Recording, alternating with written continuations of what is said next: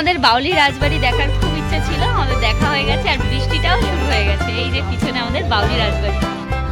পুরো বাড়ির যে জায়গাটা এটা পুরোটাই রাজবাড়িরই, বাউলি গুপ্ত বৃন্দাবন।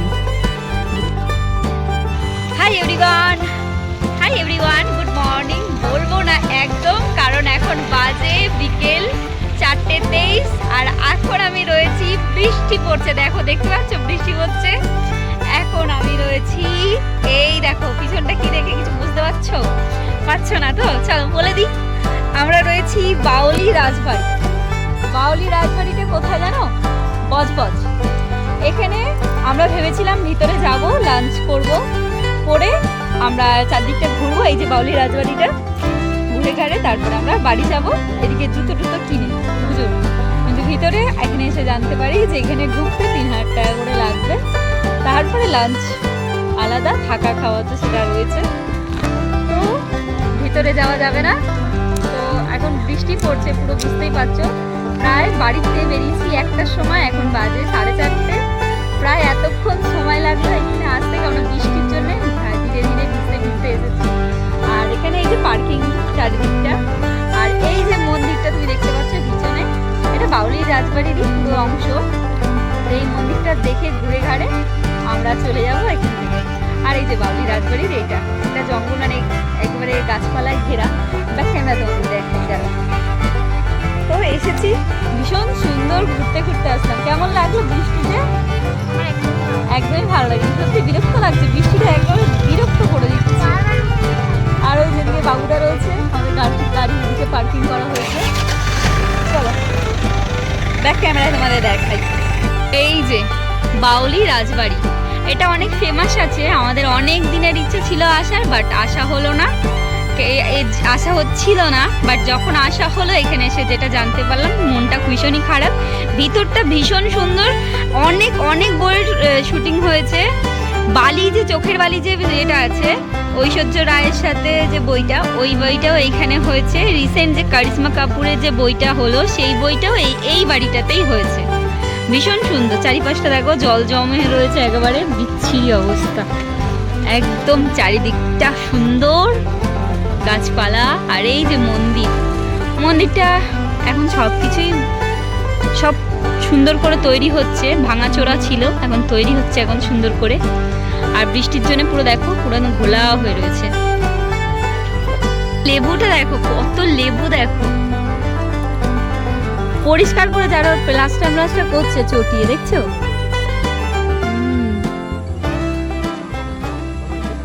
এই লেবু দেখো, কত লেবু। কিছু নেই, ওই মন্দিরটা ওখান দিয়ে হয়তো দেখা যাবে ভালো করে। দেখো, নাট মন্দির, হ্যাঁ এটাকে নাট মন্দির বলে। আমি এতক্ষণ মনেই করতে পারছিলাম না রে, কি বলে করছিলাম। ভিতরে কিছু নেই, ভাঙাচোরা অবস্থা। প্লাস্টার হচ্ছে। কোথায়? না, বন্ধ, বাস টাস দিয়ে বন্ধ, পুরো বন্ধ করা। আরে কিছু নিয়ে যেতে পারো না। পুরো বাড়ির যে জায়গাটা, এটা পুরোটাই রাজবাড়িরই, কিন্তু এদিকটা ছাড় আছে, এদিকে মানুষজন আসতে পারবে, দেখতে পারবে, বাট ভিতরে রাজবাড়িটা ঢুকতে পারবে না পয়সা ছাড়া, যতদূর জানা গেল।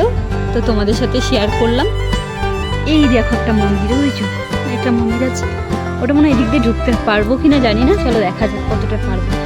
ওই যে বাড়িগুলো, বাহ, ওই ভিতরে আরো মন্দির আছে, বাহ, জানি না তো। তো এই দেখো লেখা আছে বাউলি গুপ্ত বৃন্দাবন, ভিতরে রয়েছে গুপ্ত বৃন্দাবন, সেটাই তোমাদেরকে দেখাবো বলেই আসলাম। বাহ, কালকে 15ই আগস্ট গেছে বলে আজকে এখানে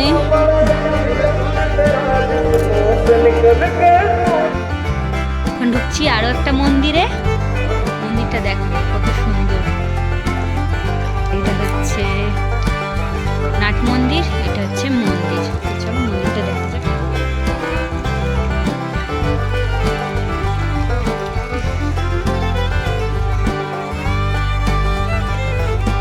এই যে হরে কৃষ্ণ, রাধে রাধে।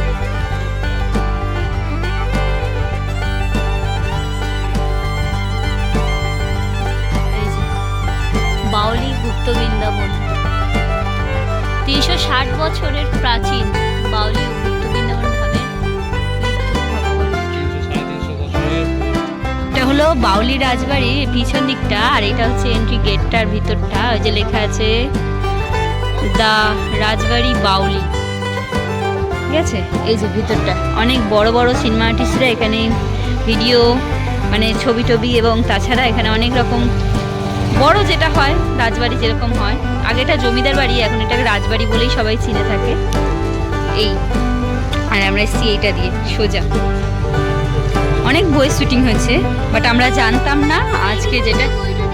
হ্যাঁ হ্যাঁ, বাউলি রাজবাড়ির আমরা বইটা দেখছিলাম, তাই আমাদের মনে এলো আমরা চলো ঘুরে আসি। বাট এখানে ভিতরে ঢোকা যাবে না, আমরা ঢুকবো না। তো চলো, এনে ঢুকতে পয়সা লাগবে, তাই তো চলো। বেশ দূর থেকে এই বাড়িটা দেখলাম, ভালো লাগলো। ভিতরে আরও সুন্দর সুন্দর কারুকার্য রয়েছে, জিনিসপত্র রয়েছে, রাজবাড়িতে যেরকম হয়, রাজবাড়ির যেরকম হয় এই আর কি। আমাদের বাউলি রাজবাড়ি দেখার খুব ইচ্ছা ছিল, আমাদের দেখা হয়ে গেছে, আর বৃষ্টিটাও শুরু হয়ে গেছে। এই যে পিছনে আমাদের বাউলি রাজবাড়ি, আর আমাদের এই মন্দিরগুলো ঘোরা হলো। রাস্তাটা কিন্তু দারুণ না, ভীষণ সুন্দর রাস্তা, ফাটাফাটি যাকে বলে। পুরো একেবারে গ্রামের ভিতর দিয়ে রাস্তাটা, দুধারে পুকুর, মাঝখানে সরু রাস্তা, মাঝখানে বাড়ি ঘর, ভীষণ ভালো লাগছে কিন্তু রাস্তাটা। এই জায়গাটা দিয়ে আসছিলাম তখন না, এটাই ভালো লাগছিল বেশি। মানুষজন হাঁটাচলা করছে, বিকেল হয়ে গেছে তাই এখন মানুষজন হাঁটাচলা করছে। আমরা যখন আসছিলাম পুরো রাস্তাটা ফাঁকা, শুধু আমাদের গাড়ি আর বাবুদার গাড়িটাই যাচ্ছিল। বেশ মজা লাগছিল গাড়িটা দেখে, রাস্তাটা দেখে। ও অসাধারণ অসাধারণ। বর্ষাকালের যে গাছপালার রূপ কিন্তু একদমই চেঞ্জ হয়ে যায়, প্রাকৃতিক সৌন্দর্য একেই বলে।